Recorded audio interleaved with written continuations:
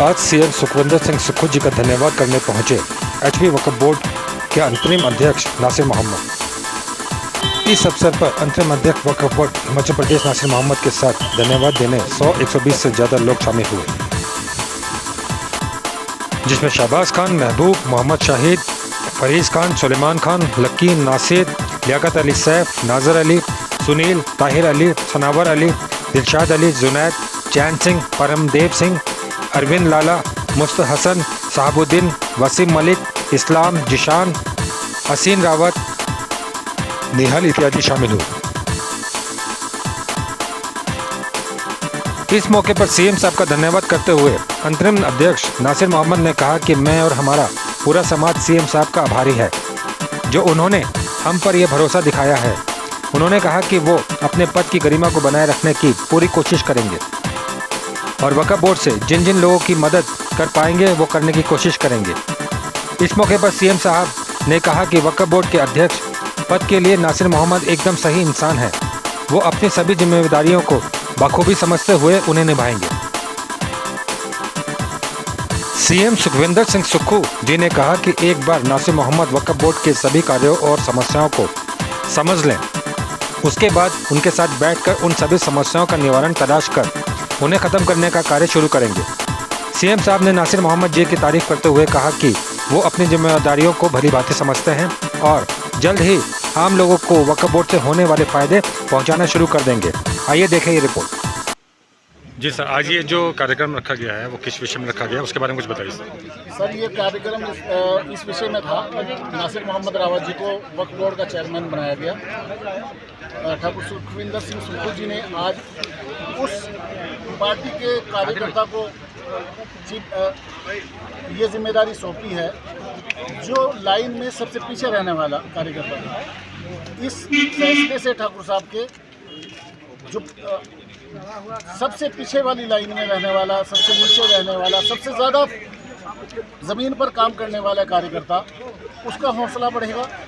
आम कार्यकर्ताओं को अब सरकार के अंदर हिस्सेदारी मिल रही है और ऐसे ईमानदार और कर्मठ लोगों को अगर की नियुक्ति पार्टी के जनाधार को बढ़ाने में हमेशा मदद करती है।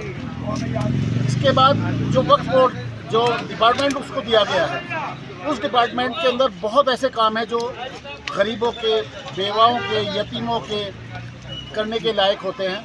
अगर ईमानदार व्यक्ति वक्फ बोर्ड का चेयरमैन होगा तो वो गरीबों के लिए, बेवाओं के लिए, यतीमों के लिए, बच्चों की एजुकेशन के लिए, उसके लिए काम करेगा और सरकार का एक पार्ट है। जाहिर सी बात है, जब सरकार की स्कीमें और सरकार के लोग आम लोगों तक उन स्कीमों को पहुंचाएंगे तो सरकार की रेपुटेशन के लिए और ठाकुर साहब की रेपुटेशन के लिए आप समझ सकते हैं सीट कितना बेहतर से रहेगा। हमारे फैसले, जो काम हम करते हैं उसी पर सरकार की होती है।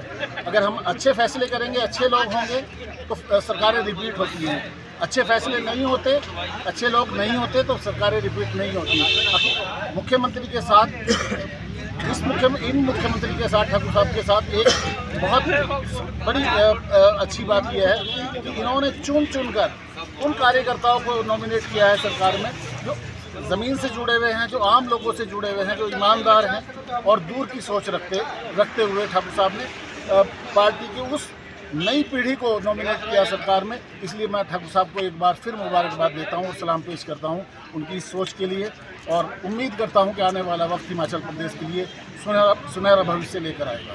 ये नासिर साहब को लेकर आम जनता में क्या विचार है? आम जनता जब से ये अनाउंस हुई है कल शाम से, आप यकीन जानिएगा, हिमाचल सिर्फ सिरमौर ही नहीं, पूरे हिमाचल प्रदेश से मतलब इतने फ़ोन और इतनी खुशी है लोगों में कि एक बेहतरीन चेयरमैन वक्फ बोर्ड को मिला है, जहां करने के लिए बहुत कुछ है समाज के लिए। इतना काम है, अगर ईमानदारी के साथ कोई चेयरमैन वहां बैठकर काम करे तो बहुत फ़ायदा समाज के हर वर्ग को पहुंचा सकता है। मैं मुस्लिम समाज की बात नहीं कर रहा हूँ, और समाज के लोगों को भी, अदर समाज के जो हमारे हिंदू भाई भी हैं, जो गरीब तबके के लोग हैं, उनको बहुत फ़ायदा पहुंचाया जा सकता है। सरकार की वक्फ बोर्ड के पास इतना संसाधन है। अगर उनको जुटाकर उनका ईमानदारी के साथ दोहन हो और उनका ईमानदारी से उनका इस्तेमाल हो। सरल व्यक्ति हैं, बहुत ही नरम स्वभाव के व्यक्ति हैं और इनका स्टार्टिंग से ये रहा है कि गरीब मसीहा लोगों के साथ खड़े रहते हैं हमेशा दिन रात।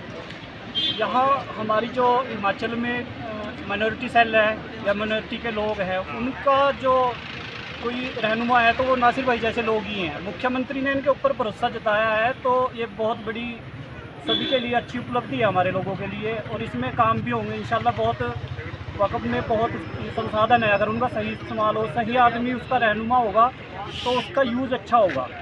तो नासिर भाई बहुत ही इस मामले में मेहनती आदमी है। उन्होंने अभी बताया भी है कि वो सैलरी भी नहीं लेंगे, जबकि इसमें सैलरी भी अच्छी है, वो सिर्फ 1 रुपया सैलरी लेंगे। तो ये एक बहुत बड़ी बात है। वो सबके हक के लिए काम करने वाले व्यक्ति है और ऐसे व्यक्ति को मौका मिलना चाहिए।